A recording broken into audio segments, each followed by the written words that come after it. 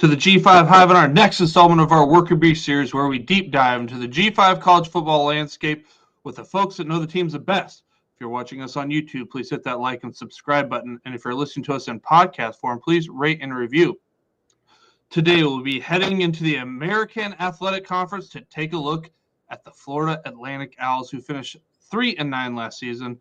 They wrapped up their 2025 spring practice with their spring game on April 11th. We have a special guest joining us today. He is the FAU Athletics Beat Reporter. He is a contributing writer for the Bleacher Brothers, and FAU Owl's Nest. He is the play-by-play announcer for the South Florida Collegiate Baseball League. He is Robbie Lastella. Robbie can be found at @Lastella Report or at FAU_Owls_Nest on X. Welcome to the show, Robbie. Oh, man, I'm happy to be back. The intro, I started feeling the vibes once the intro came on. I forgot you guys did that, so that was awesome to see. But I'm happy to be back here. You guys do a great job. I'm sure the fantasy football world is all linked in as well. But just for general information, I think you guys do a pretty good job. So I'm happy to be on and spread the good word of FAU. Well, FAU, there is exciting new times here at FAU, but we'll get into that shortly. For those who are just tuning into the G5 Hive for the first time, can you tell us a little about yourself and how long you've been covering FAU football? Yeah, so this is wow. So let's see. This was my 5th year in total, both student and graduation. So time is a flying. I guess I really only count the last 2 years, though, really, as doing full coverage work, writing articles, doing podcasts, the whole nine. The first 2 years, for 3 years, I was student radio.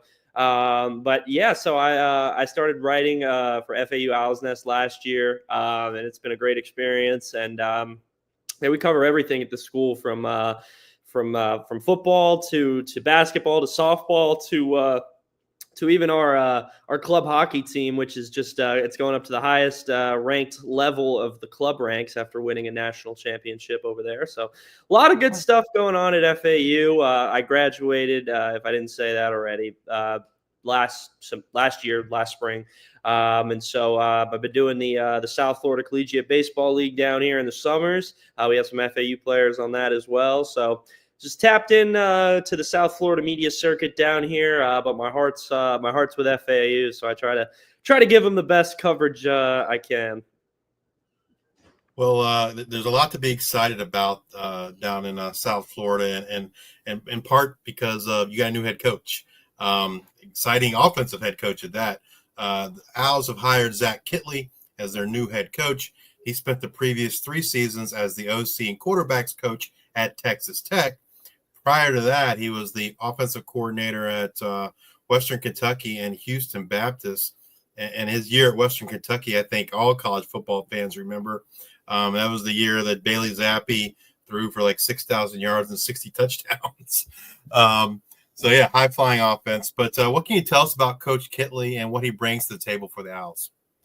Yeah, he brings in a rejuvenation of life. We were pretty down in the dumps after pretty much after I got off of here. It all went downhill last year, but so Coach Kit comes in here, young guy, youngest coach in the FBS, and really comes in at a time where FAU needs a boost of energy, youth, new everything.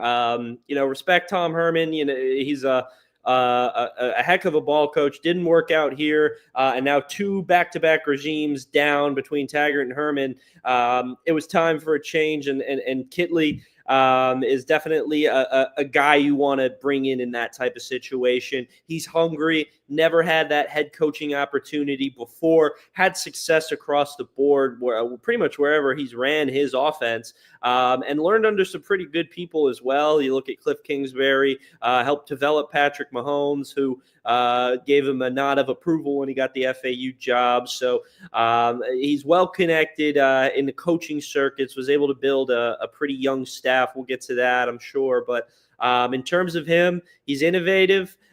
He's exciting, right? You see him in practice running, screaming, doing it. He might as well be a GA or somebody young on the team, but he's the head coach, and he's got the energy that I think the program needed. And you never know how that will translate to wins. But in terms of him, his personality and his offense, checks all the boxes for FAU.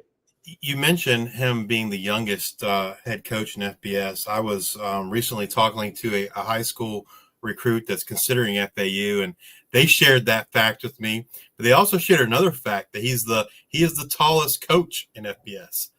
And I had no idea about that. Yeah, I thought that was pretty interesting. He's from Texas, so I think in the South they call that what is a tall drink of water. Yep, tall drink of water. He is like 6'6", very lanky.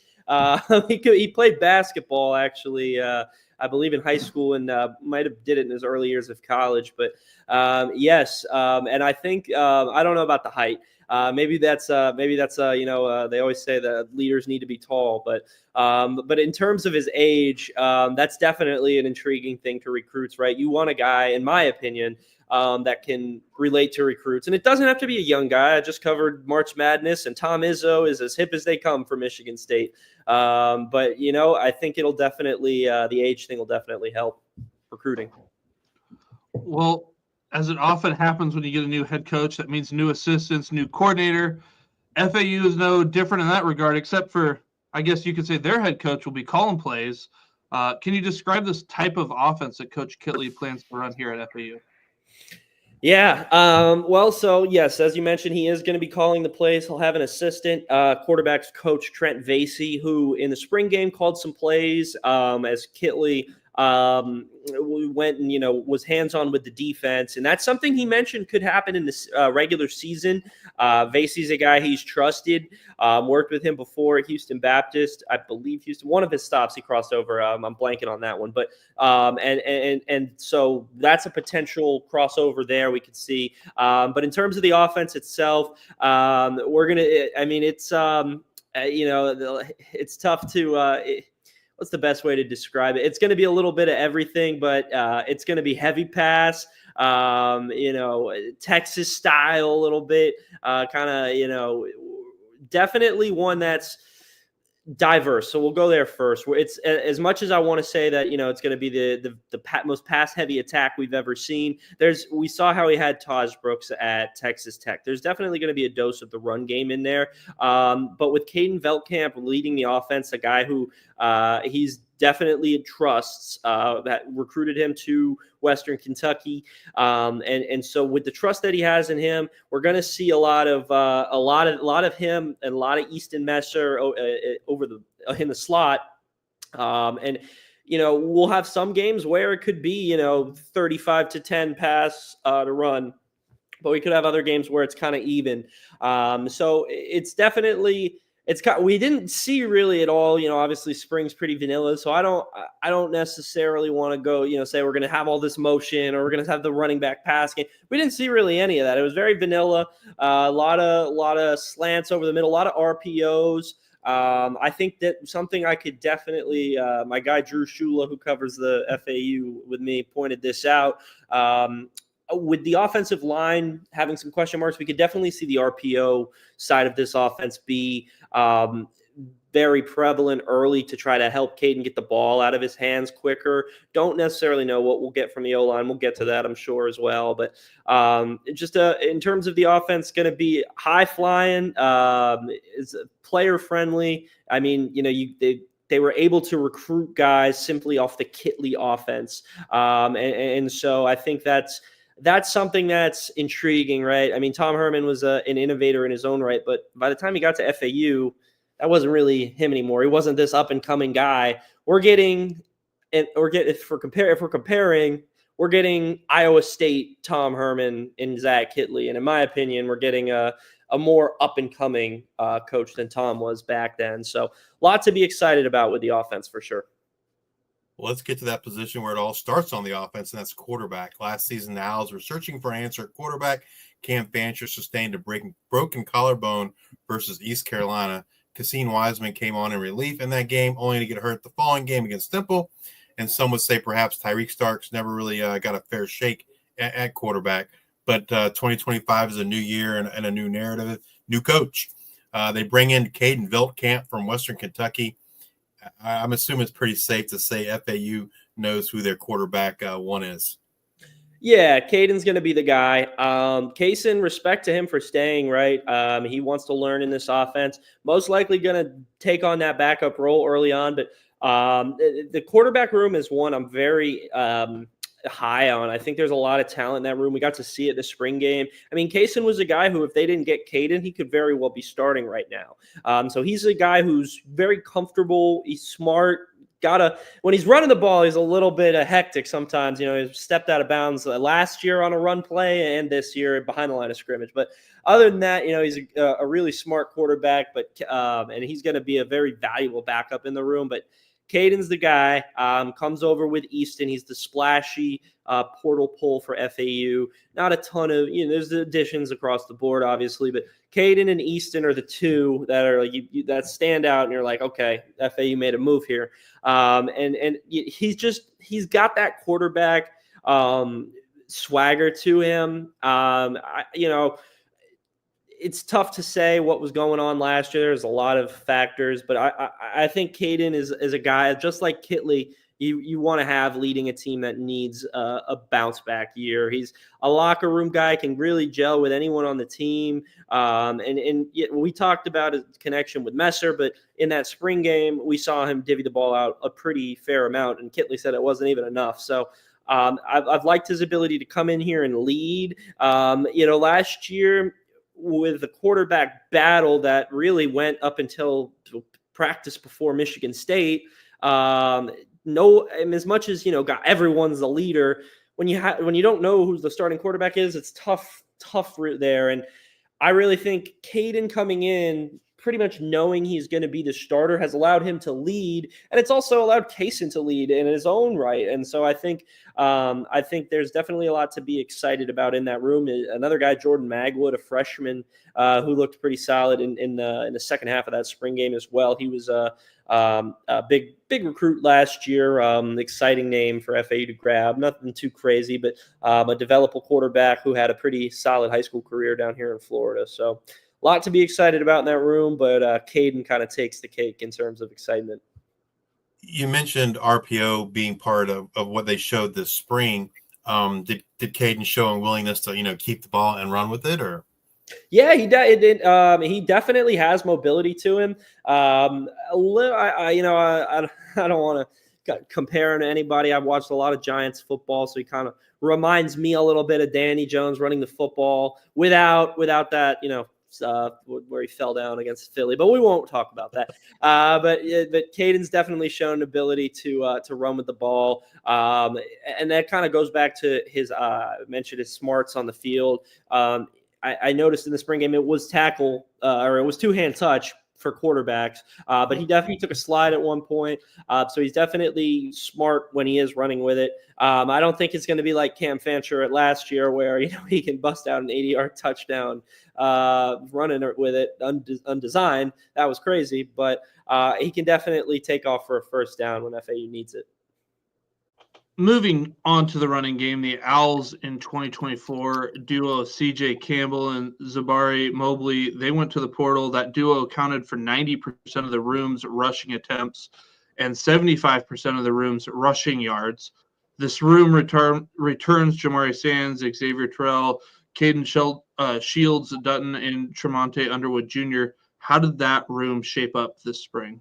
Yeah, a lot of excitement for Jamari Sands and Xavier Terrell, two guys who got to see the field last year, both scored touchdowns at points.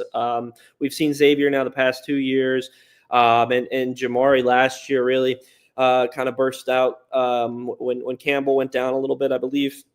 And so those two guys are going to lead the way for sure in the room. Tremonte Underwood did just hit the transfer portal today, so Ethan Irvin is a freshman as well in that room. So with Tremonte hitting the portal, That kind of brings them down to 5 backs. I could see a world where they bring in a more experienced guy, not to, be the starter because they are confident in Sands and Terrell, but somebody that, God forbid somebody goes down, that can come in and take carries without it being, a freshman that they're not confident in. But Ethan Irvin, they're pretty confident in. He caught some carries in the spring game. I don't know if they will use him as a freshman. I'm not too sure on Kitley's views on redshirting and whatnot. We'll see. But it definitely Jamari and Xavier kind of leading the way in that room. And Caden Shield Dutton's a guy that they were high on last year as a freshman. He's a bigger guy, more physical. He's kind of probably third string right now, third string back, really second string because Xavier and Jamari kind of 1 and 2 right now, how we saw last year with CJ and Zuberi, but different offense, so it'll be structured a little different.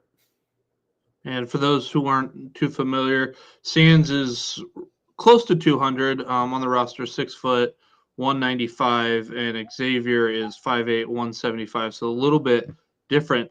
Will we see, who will we see between the 20s, or is there going to be a 20s guy and red zone guy, or what do you think we should see in terms of that? It's still probably, we didn't see too much variation in terms of kind of situational. Jamari and Xavier were kind of split between the two teams in the spring game. So, and we were pretty limited in what we got to see during practices. So in terms of that right now, I'm not sure who's going to handle situational stuff. But in terms of last year, we saw Xavier be a little bit more of a pass catching back than Jamari. Jamari was able to catch one as well. I kind of wrote about this in my article. I said I feel like Jamari can be, if they do utilize him in the pass game, he's going to be a guy that's going to be tough to bring down in space. And Xavier is going to be the kind of more shifty, make you miss type of guy where Jamari will kind of break through tackles a little bit. If I had to guess, I was going to say Jamari Sands would be the goal line back, but then I remembered Xavier Terrell had a 1-yard touchdown of his own in the spring game. So little too early to kind of tell on that. I want to see if they bring in another back as well. But I definitely see it's not going to be a Taj Brooks situation at Texas Tech where, he was so talented he commanded 90% of the carries. I think it'll be more split between those two. I don't know if it'll be 50-50, but there'll definitely be a hefty role for both of them. And I think Xavier will probably get more of the pass side of the run game. All right, snap 1 against Maryland. Who do we see out there? Yeah, I'm going to say Jamari Sands right now. I think he'll probably be the one if I had to guess right now. Last year I said, I said we could see 2 backs out there. And, I'm not going to copy my answer from last year, although, you never know. Kitley's innovative, like I said. But I think Jamari will be that guy. He'll be the one. And maybe we'll see Xavier pop around on 3rd down or something. Well, similar to the running game, the wide receiver room will look a little bit different too. 77.5% or 155 targets will be leaving the room, be a graduation or the portal. The leading receiver in this room returning is Jabari Smith Jr. with 17 receptions for 296 yards. How did this unit look in the spring? Definitely Messer heavy in the spring game, but in terms of overall, a lot of intriguing pieces, right? You look at a guy like J.R. Wilson, I believe 6'5" on the outside. They were close to being able to pair him with Damian Alford from Utah, but there was an eligibility issue there, and they weren't able to have Damian on roster. So just JR on the outside right now. The other outside position probably still up for grabs. Jabari might be able to win that. To me, he's more of a slot guy, but we'll see. We just had Caleb Coombs hit the portal today, who is probably going to be a backup slot guy behind Messer. So he's probably out of the picture. Leon Washington Jr., if any Jets fans are out there, he just hit the portal as well. But overall, I'm liking where we're at. I want to see what Assad Wasim kind of brings to the room. He's a guy to me that could kind of be that 4th guy, bring him in and try to, a guy with a stat line who has, 2 catches, 89 yards and a touchdown type of guy. So he has explosive speed.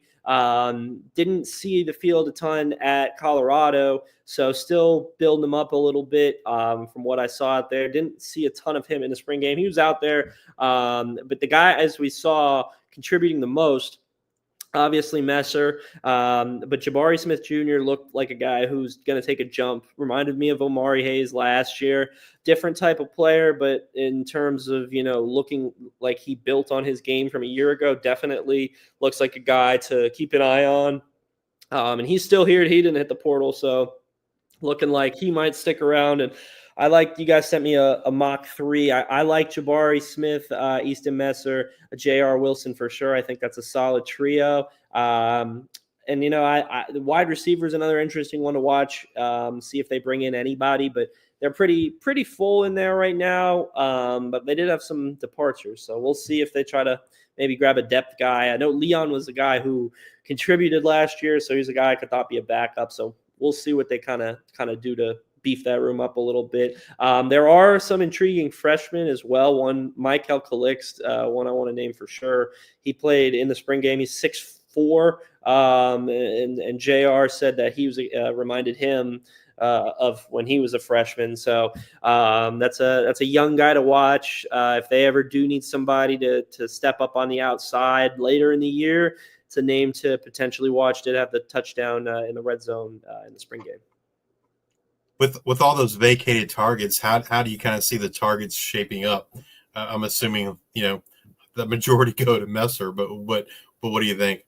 Yeah, it probably will be, in my opinion, probably 60% to Messer, and that's just because of the connection that he has. Now, teams are going to be able to shut that down a little bit, and we'll see how Kitley kind of counteracts that. They're going to be keying in on him. We'll talk about the tight ends. That could be a potential usage of this offense in a lot of situations, but I'm interested to kind of see how much J.R. Wilson's able to get involved on the outside. He did target him on some deep shots down the sideline in the spring game. Wasn't there, but what was there was Easton Messer over the middle. Now, like I said, if teams are going to be able to shut that down, then maybe J.R. is able to catch one of these one-on-one balls on the outside, and he gets hot, and then he's the leading receiver for that game. So I think target-wise, it'll probably be dominated by Messer, but if teams are keying in on him, then we're going to see Jabari Smith Jr. We'll see J.R. Wilson and the tight ends as well. So Easton's going to be the go-to guy, but I don't think this offense will live or die by him.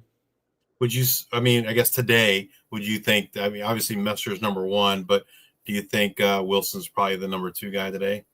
Yeah, for sure. Played at Virginia, didn't play a ton. But he's got that. He's definitely got that. I think I said Caden had the quarterback swagger. He's got that wide receiver swagger.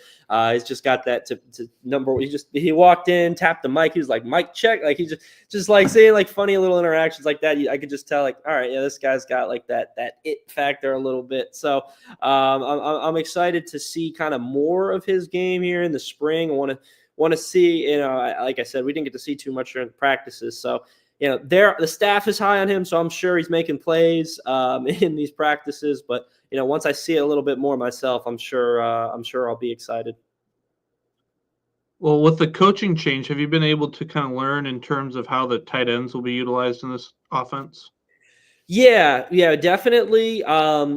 Probably we're going to see more of what we saw towards the end of last year, where tight ends are, probably not 3 tight end sets like Chad Lunsford was busting out because he's a big tight end guy, but we can definitely see some 2 tight end sets with McKeska and Collins. Those are going to be the 2 big guys. Reed McKeska from South Carolina, Xavier Martavius Collins, from UTEP, and both those guys don't have a ton of playing experience, but they were high-level recruits out of high school. And both Mark Collins looked like the go-to guy, number 1 in the spring game.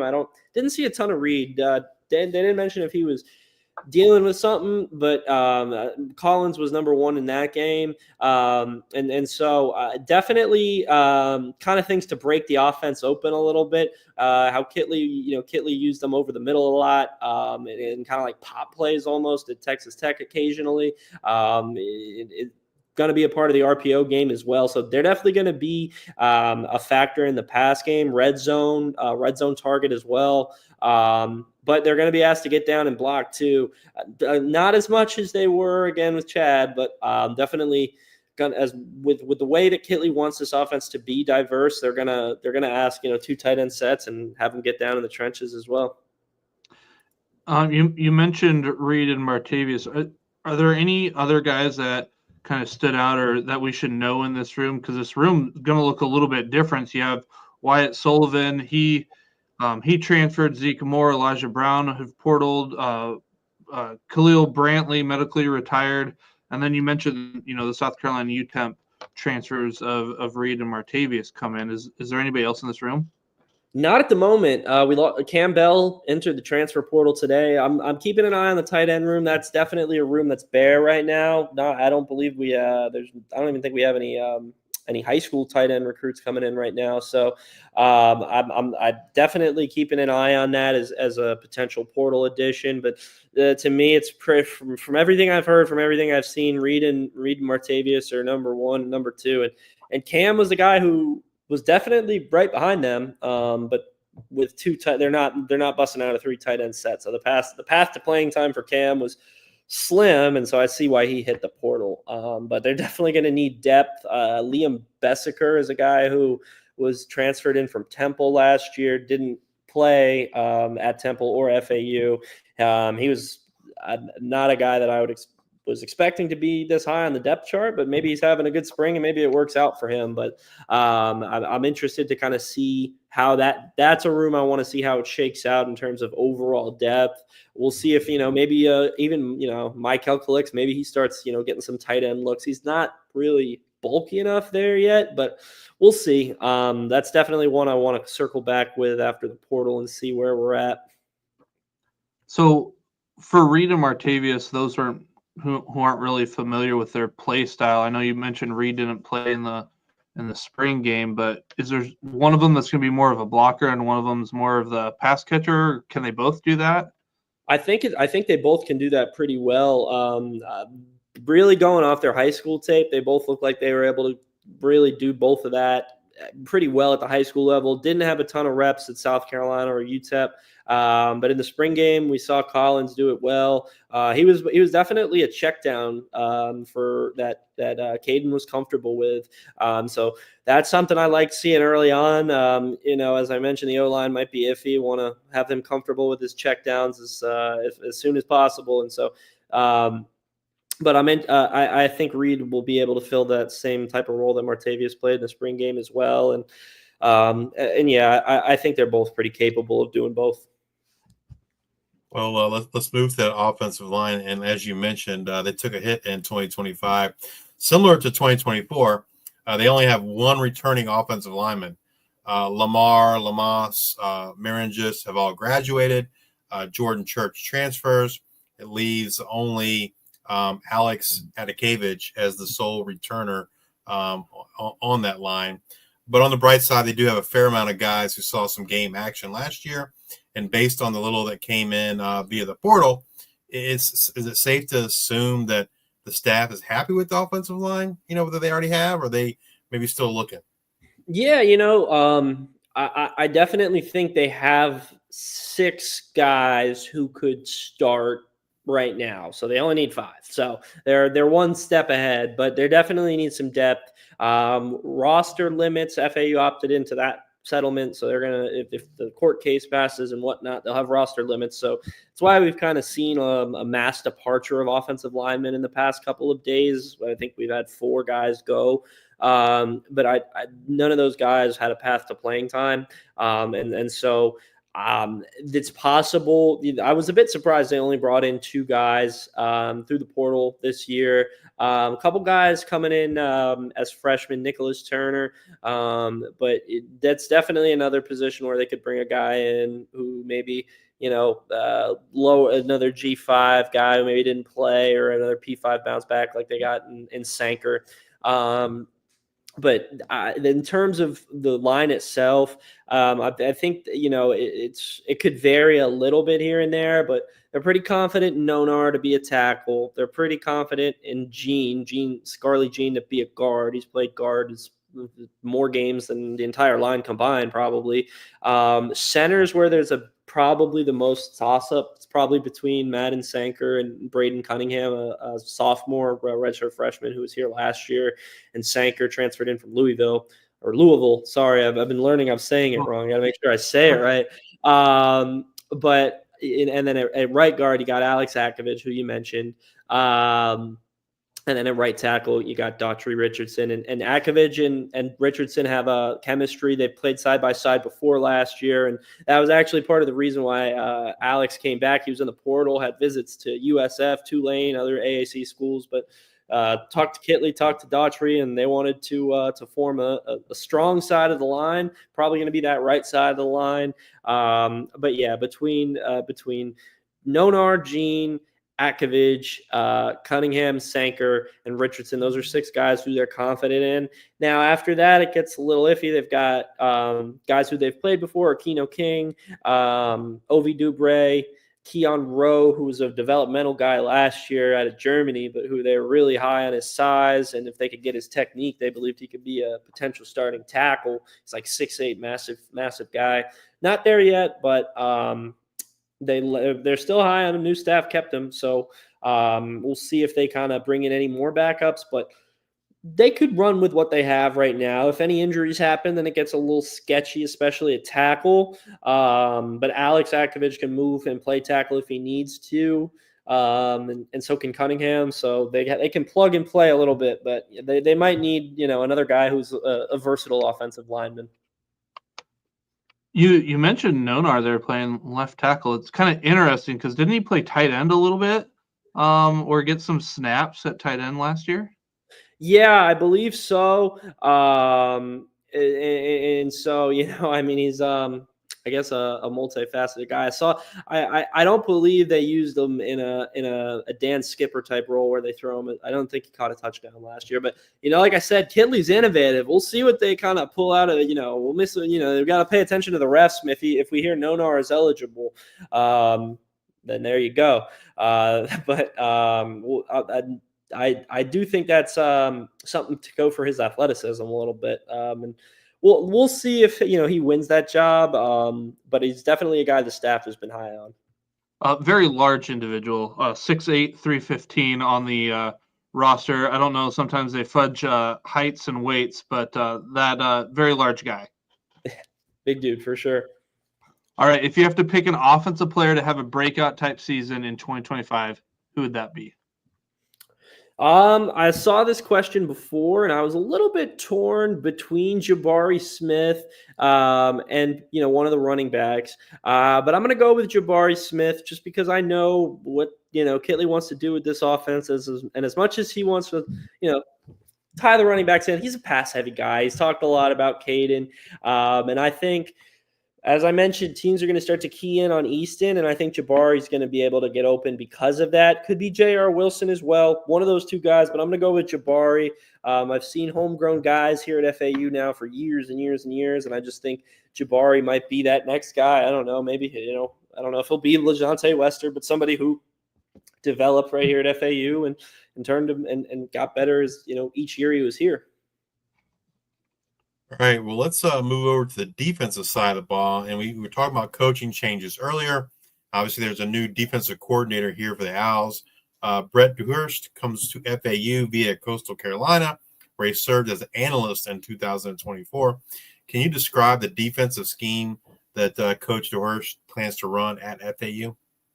Yeah, it's definitely first time for everything for FAU. First time head coach and first time defensive coordinator, first time special teams coordinator as well. But Dewhurst it's going to be a multiple defense. We're going to see he didn't want to give us too much when we had him on, but they want to be situationally prepared. We did see a lot of 5 DB nickel package during the spring game. I think that's gonna be prevalent for them, but we can also see them have 4 down linemen and do things that way as well. So there's going to be a lot of multiple with this defense. With last year's defense, they were very aggressive in terms of going for takeaways. I don't think this defense will play as kind of takeaway centric. Obviously, they want to force them. But we saw that kind of get the defense into some trouble last year at times with blown coverages and whatnot. And that I don't think will be a side of this offense. I think they'll be probably more balanced in terms of that type of aggressiveness. But in terms of the scheme itself, going to see a lot of different things. Definitely, I'm intrigued I'm still learning as well exactly what exactly we're gonna get out of Dewhurst's defense. Potentially could have new pieces as well that kind of impact what their, I guess, base will be out of this multiple defense set that he wants to run. But TBD exactly on what it'll be. But definitely Dewhurst, like Kitley, is innovative. He's gonna consult with his guys, and I think it's definitely going to be week to week in terms of even base defense. What we see out there, it's going to be team by team, situation by situation, and I'm kind of excited to see how that works out. I mean, there's a little bit of anxiety when you have a first year head coach and first year defensive coordinator, but on the flip side, who knows? They could be the best thing since sliced bread. And then we got the best. We got I don't know, the 82 Bears on defense and the greatest show on turf on offense. So in an ideal world, that's what we'll get. I'm sure there'll be some bumps in the road on the way, but that's what I got for the defense. Would you say in the spring that you saw the play more like a 3-man front or a 4-man front? Like, was one more predominant than the other? Yeah, or? The 4-man front was definitely more during the spring game, but I'm very hesitant to put too much value into what I saw during the spring game. They basically, it was mentioned that, it's not going to be the full lower here. We don't want to give you everything. So that's what we saw was 4, but I'm still not. The book is out on if that will be what we see come week 1. Summer practices, at least last year, we were able to see a little bit more. We were able to get into the scrimmages a little bit, and so hopefully I'm able to get a little bit of a better picture then. Just because they're definitely keeping things under wraps. Don't want to give anything away yet. Well, let's dig into the position rooms that Coach Dewhurst will be coaching, and let's start with the guys up front along the defensive line. This group sees 4 guys with a combined 1,750 snaps to their names graduate. This room is highlighted by the return of Chisholm Ifoni, and despite the losses, edge looks pretty deep, and they have added some interior D-line help via the portal. How did that unit look in the spring? Defense as a whole, or just the defensive line? The line itself. Just the line itself. The defensive line itself. That's a position to me that it's like the FAU of old. You want to see them get back to that. And so the interior line, they added some veteran pieces. CJ Doggett, Nawan Barber, 2 guys to watch there on the interior. They're really high on CJ Doggett. Comes over from Ohio, had success there. Solid in the run game, but also be able to give some pass rush on the interior there. And then off the edge, you mentioned Chisholm. Had a pretty solid year last year, dealt with some injuries at times. Guy who had 2 sacks in the spring game, August Salvati, did transfer. But there's other pieces off the edge. You got Wilkie Denard, who didn't play a ton last year, but last year was kind of more of a development year. Didn't have a great start to his college career. And so last year was kind of getting back to the whole swing of playing and contributing. Had some penalties at times last year. So now with another year under his belt, more maturity, I think he could be potentially in for a solid year. And then they get the Lumen brothers from Rutgers, Ty Clean Lumen and Ty Cool Hill Lumen. I think I got those right. And both of those guys are 2 guys to watch. Potentially, both of them could be off the edge at times. And there's definitely a lot of intrigue in that room. And, it's new pieces everywhere, so there's going to be intrigue everywhere. But with this to me is their room in terms of room total that got pieces added. There's experience, there's retention, and there's guys who are hungry to kind of build up themselves a little bit. So there's a lot to like in this room. Now I'm interested to see how they kind of mesh all this talent together. We saw last year Rock did a good job of getting guys in, rotating, and that led to, in my opinion, a pretty solid defensive line. Not enough pass rush, but in the run game, last year. They were up and down all over the place. But, I think this year the defensive line could be the strength of the defense, where last year it was probably Jackson Ambush in that linebacker unit and potentially the DB unit. But I think this year it could be up front. And that's saying something. I think they had some pretty big losses from the interior of the line, and Devonta Davis and Jaden Wheeler. So who do you feel set to replace their production here in 2025? Is it Barber and Doggett? Absolutely, yeah. With Doggett being the lead guy there in the middle, both of those guys have experience. Barber familiar with Dewhurst as well, so I think he was at Coastal with him last year, and so that's a guy who he's comfortable with. You don't have too much of that, so that's a name that's intriguing right there in its own. But those guys in the middle, I think, are going to be able to, as I mentioned, get the FAU D-line back to when it was, Trey Hendrickson dominating things up front. He's off the edge, but the FAU defensive line has been kind of the staple of the defense for a while, and it hasn't been that way over the last couple of years. It's been solid, but I think this year is where it could be back to being that face of the defense with a guy like Doggett being the face of the face.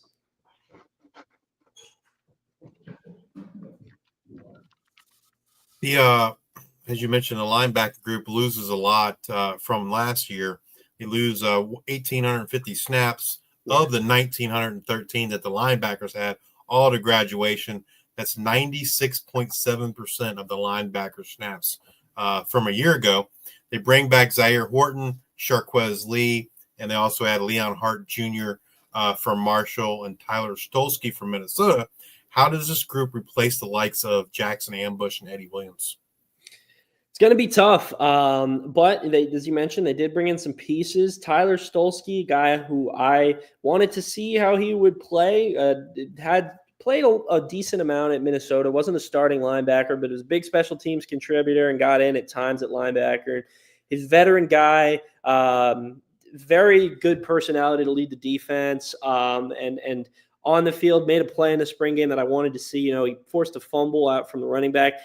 From the offensive side, don't want to see that, but he went in there and peanut punched it out. And so he's definitely got that instinct to be a starting linebacker. He's intelligent from what we've heard from the coaching staff, so he's going to wear the green dot and lead the.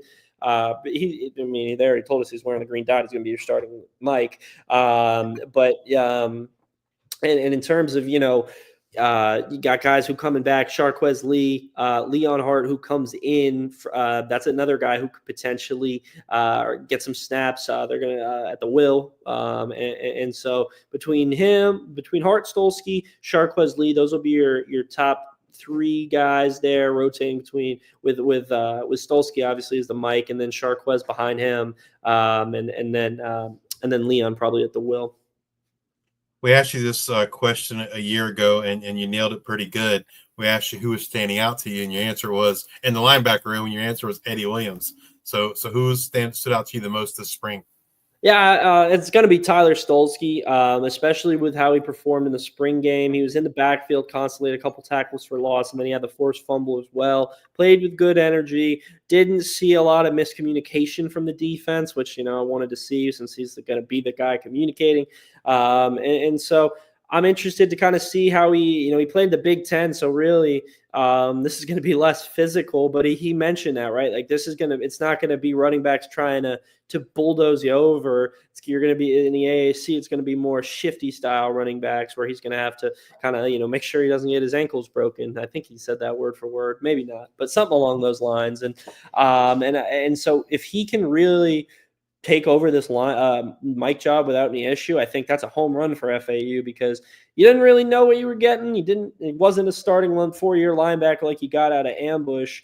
And so if he can play, maybe 80% of what Ambush was able to do for the defense, I think you're in a good position. The defensive backfield lost 2,634 snaps between just 5 guys, and Michael Antony Jr., Day Hill, Zaire Brown, Philip Dunham, and standout C.J. Hurd. Not all is lost as they bring back some guys with experience, such as Wendell Phillord, Jaden Williams, Lawrence Johnson, and Cameron Goggins. What should we expect from this defensive backfield here in 2025? Rejuvenated room for sure. Some new pieces, but as you mentioned, some pieces returning. Some guys I'm high on. Cam Goggins, outside DB, lanky, 6'2". Duda Rogers, I believe he's 6'1" on the outside as well. That's Derek Rogers. I'm sorry, his nickname's Duda. Those two guys have been intriguing on the outside. You mentioned Wendell coming back. Shout out the Diego Pavia case for that. He was all done. But luckily he gets another year. That's big for the defensive back room. Everyone jokes about it because he's old. He looks a little old. If you see him, he kind of looks like just this 30-year-old guy out there playing. But he's very intelligent. Going to be huge to have him back in the slot for this defense. And then another guy, Lawrence Johnson, who was here last year as well, was a freshman last year, got some run as a freshman, and looked good in the spring game, had some PBUs. And so there's definitely some talent to go around, some length. No 6'4" guy like we had in Bugs Brown last year. Unfortunately, 6'4" cornerbacks who you're basically your number one guy. They don't fall off trees, but they've done a good job at developing guys like Lawrence and Cam, and so hopefully those guys could potentially compete for outside spots with a guy like Derek Rogers who come in from Purdue. He's kind of, in my opinion, looked like pretty much a shoe-in for either a 1 or a 2 corner job there on the outside. Well, I would expect vets like Jaden Williams and Wendell Phillord kind of to be the leaders in this room, but who else needs to step up for this group to be successful? I skipped right over safeties, but Jay Will's definitely going to be a big contributor back there. Mike Wright III, who played a little bit last year as well. Either of those guys potentially could be contributors back there. I think Jay Will's in for a pretty, I'd say, big year for this defense. As you mentioned, he's a bit of a veteran. He's been around for a couple of years now, and he's always been making plays. I think the scheme, he sounded like he was into the scheme of this defense, getting some safety snaps, and I think he's in for a big year. But I'm also interested to see what Derek Rogers does at CB cornerback. I think he's been a good watch in spring, very physical on the outside, good press, and so. Really, but then I also want to see another name to watch that could be a breakout at DB is Lawrence Johnson as well. So I'll narrow it down. I'll say either between Derek Rogers and Jaden Williams, Derek Rogers and Lawrence Johnson at CB. I want to see one of those guys for sure take over that outside corner role for FAU, but it could also be Cam Goggins as well. So one of those three. I want to see one of those three become the new Bugs Brown for FAU and kind of be that lockdown number one corner. Hopefully it's all three of them. If you had to pick a defensive player to have a breakout type season in 2025, who would that be? Ooh, let's see. Give me Mike Wright III at safety. CJ Hurd and Phil Dunham kind of clogged things up, but with some open room, I think he's a homegrown guy, and potentially should he win a starting safety job, he's a name to watch back there in the DB room as well. We know Jaden Williams, we know what he brings to the table, so he could have a very good year as well. But in terms of breakout, I think Mike Wright could be in for a big year. Let's move over to the special teams. How's that looking, and do you have any concerns in that room? No, they brought in a very accurate kicker from Akron, Matthew Wright. I believe he's never missed a PAT in his career. Garrett Wright. I'm sorry. Matthew Wright's an NFL kicker. Garrett Smith, excuse me. Got it. Third time's a charm off the top of my head there. But yes, Garrett Smith from Akron. And at punter, Logan Lupo's back as well. And Lupe can also kick and punt should they need that. So not a ton of issues in the special teams unit. I'm interested to see kind of who wins the kick returner job because we didn't get to see a ton of that. In the spring, Assad Wasim could be that guy. But that's kind of TBD. Jabari's done it as well. But with Milan Tucker gone and Caleb Coombs gone, there's going to be an opening at both kick returner and punt returner. So I'm kind of torn on who should win that. I want to see, more of the spring a little bit, or excuse me, more of the summer workouts. But there's always speed down here in Florida. They should be able to find a guy that can protect. We didn't see enough of that last year. Milan Tucker was a Jet Award watch list, and I don't think we had a return more than like 23 yards or so. So, but between Garrison Smith being an accurate kicker coming in, and us retaining Logan Lupo, I don't think there's much of an issue in the old special teams unit.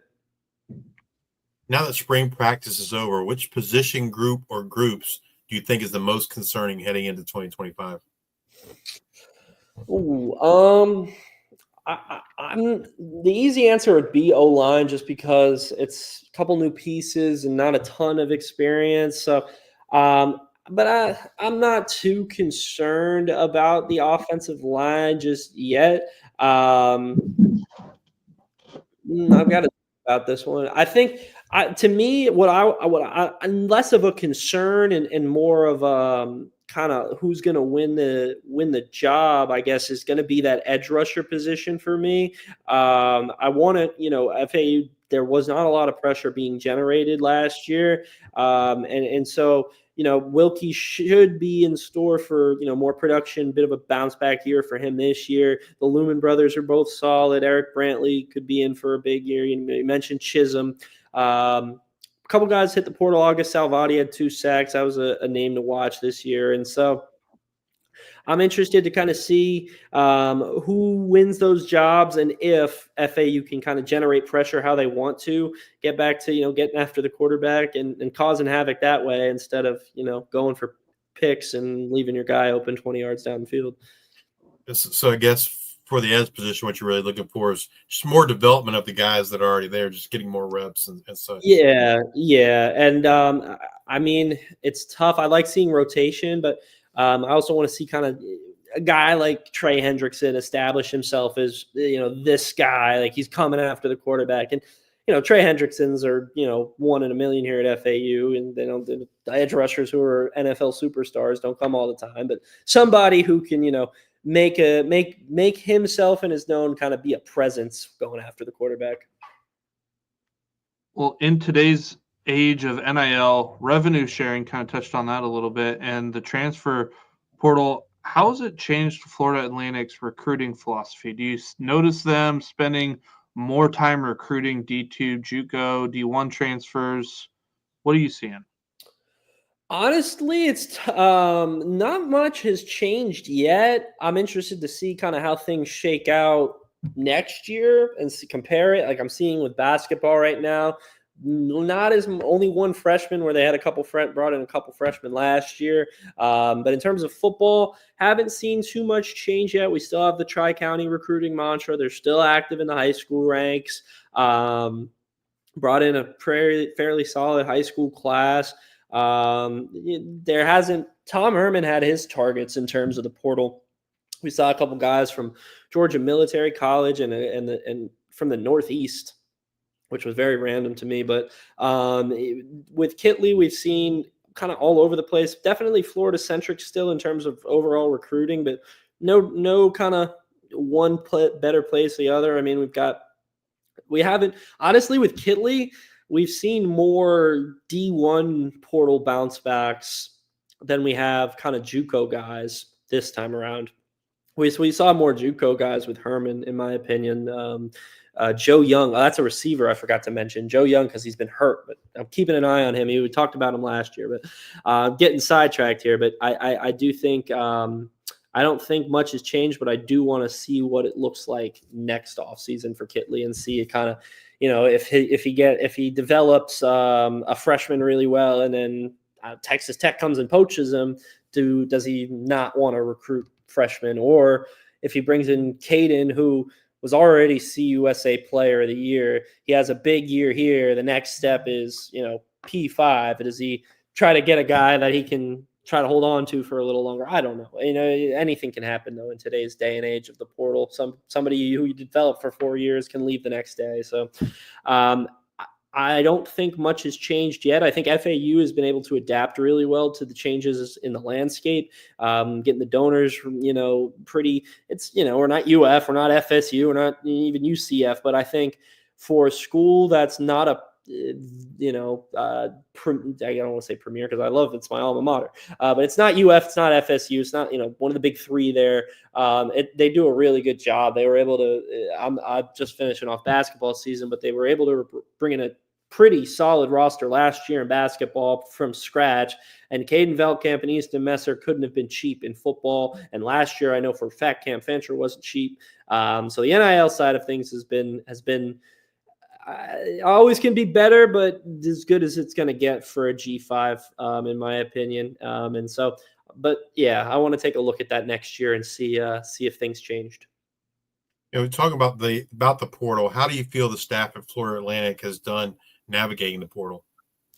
Pretty good. I love they hired a GM early on in the process, Taylor Brown, who comes over from Western Kentucky, which is big because he knows the type of guys that Kitley wants. Only 1 year crossover between them. Taylor was at Western Kentucky for I think like 5 years or so, and Kitley was only there for the one.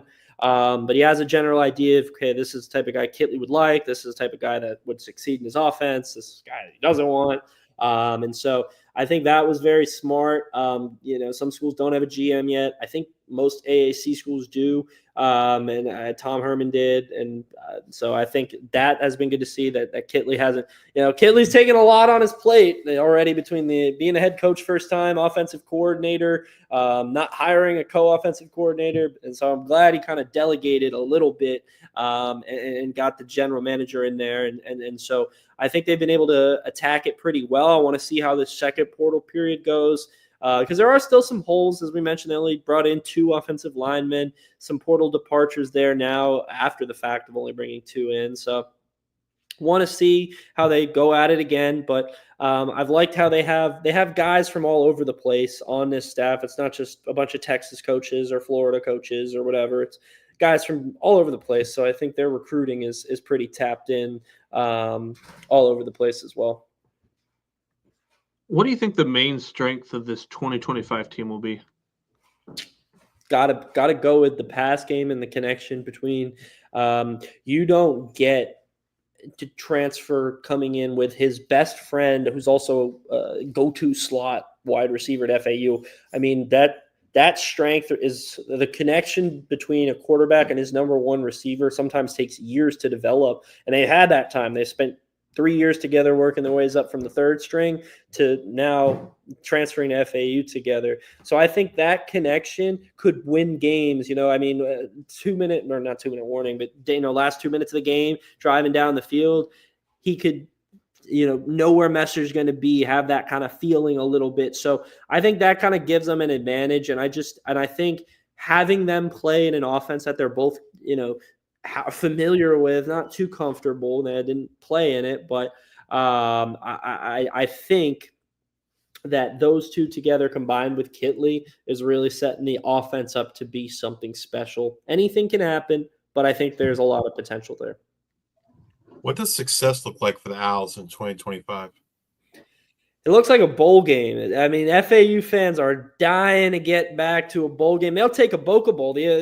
After Lane, they were like, "Oh, we don't want to play in the Boca Bowl anymore." At this point, FAU will take the Boca Bowl. They'll take the Soup Bowl. They'll take, I don't even know. They'll take the Bowl Bowl.